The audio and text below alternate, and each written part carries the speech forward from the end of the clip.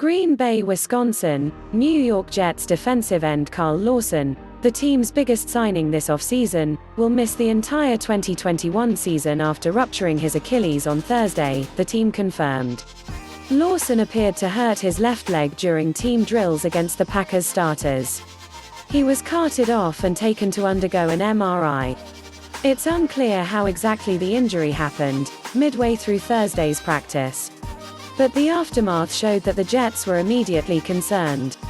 The music stopped as Lawson was examined by trainers on the field.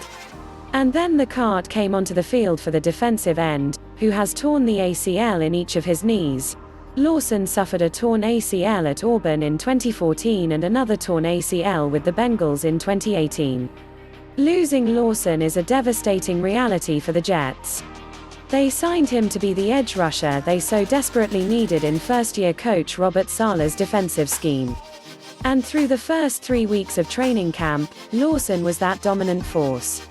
Lawson had been their best player on the field, regularly beating left tackle Mekhi Becton to get to quarterback Zach Wilson.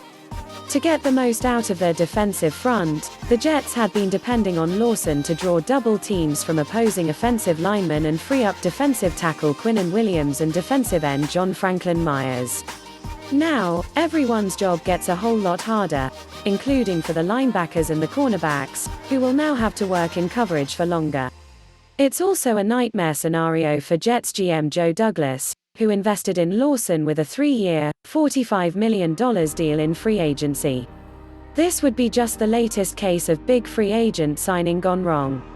Linebacker C. Mosley has been healthy for less than one full game since he signed a 5-year, $85 million deal with the Jets in 2019.